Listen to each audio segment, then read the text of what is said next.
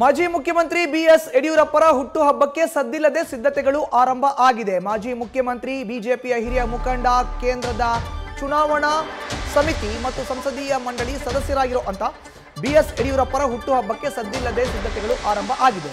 ಯಡಿಯೂರಪ್ಪರ ಆಪ್ತ ಬಳಗದಿಂದ ಸಮಾವೇಶಕ್ಕೆ ಪ್ಲಾನ್ ಮಾಡಿಕೊಳ್ಳಲಾಗ್ತಾ ಇದೆ.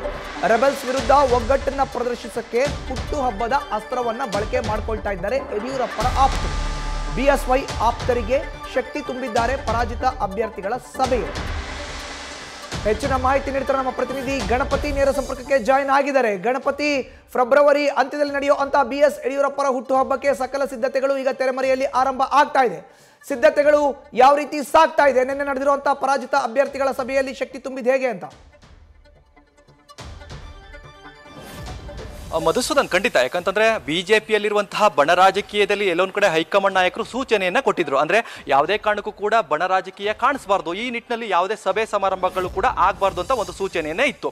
ಆದ್ರೆ ಎಲ್ಲೋ ಒಂದ್ ಕಡೆ ಯಡಿಯೂರಪ್ಪನವರ ಆಪ್ತ ಬಣದಲ್ಲಿ ಗುರುತಿಸಿಕೊಂಡಿರುವಂತಹ ರೇಣುಕಾಚಾರ್ಯ ಟೀಮ್ ಏನಿತ್ತು, ಅದು ಯಡಿಯೂರಪ್ಪನವರ ಬರ್ತಡೇ ಮಾಡ್ಲಿಕ್ಕೆ ಒಂದಷ್ಟು ಸಿದ್ಧತೆಗಳನ್ನ ಮಾಡ್ಕೊಂಡಿದ್ರು.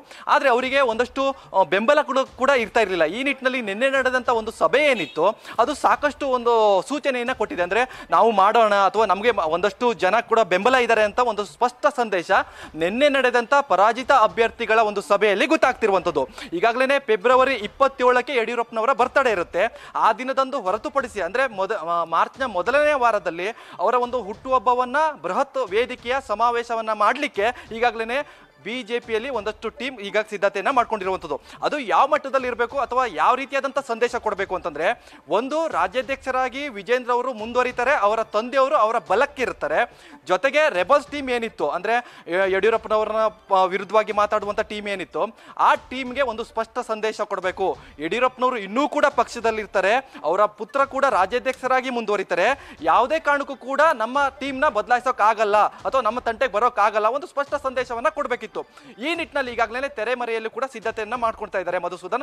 ಜೊತೆಗೆ ಸಿಎಂ ಸಿದ್ದರಾಮಯ್ಯ ಉತ್ಸವ ಯಾವ ಮಟ್ಟದಲ್ಲಾಗಿತ್ತು ದಾವಣಗೆರೆಯಲ್ಲಿ, ಅದೇ ರೀತಿಯಲ್ಲೂ ಕೂಡ ಏನು ಯಡಿಯೂರಪ್ಪನವರ ಬರ್ತ್ಡೇ ಉತ್ಸವವನ್ನು ಮಾಡಲಿಕ್ಕೆ ಈಗಾಗಲೇ ರೆಡಿ ಆಗ್ತಿರುವಂತದ್ದು ಒಂದು ಸೂಚನೆಯನ್ನು ಕೂಡ ನಿನ್ನೆ ಆಗಿದೆ. ಅಂದ್ರೆ ಯಡಿಯೂರಪ್ಪನವರ ವೇದಿಕೆಯಲ್ಲೂ ಕೂಡ ರೇಣುಕಾಚಾರ್ಯ ಅವರು ಹೇಳ್ತಾರೆ, ಯಡಿಯೂರಪ್ಪನವರು ಒಪ್ತಾರೋ ಬಿಡ್ತಾರೋ ಗೊತ್ತಿಲ್ಲ, ಆದ್ರೆ ನಮ್ಮ ಸ್ವಂತ ದುಡ್ಡಿಂದನೇ ಕೂಡ ನಾವು ಈ ಬರ್ತ್ಡೇ ಉತ್ಸವವನ್ನ ಮಾಡ್ತೀವಿ ಅಥವಾ ಬೃಹತ್ ಸಮಾವೇಶವನ್ನ ಮಾಡ್ತೀವಿ ಅಂತ ಈಗಾಗಲೇ ಆ ವೇದಿಕೆಯಲ್ಲಿ ಒಪ್ಪಿಗೆಯನ್ನ ತೆಗೆದುಕೊಂಡಿರುವಂತದ್ದು.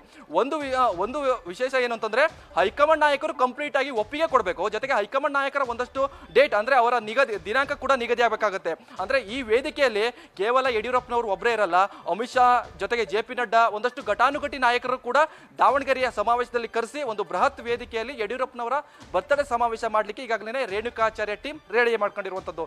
ಮಧುಸೂದನ್, ಧನ್ಯವಾದ ಗಣಪತಿ ನಿಮ್ಮ ಮಾಹಿತಿಗೆ.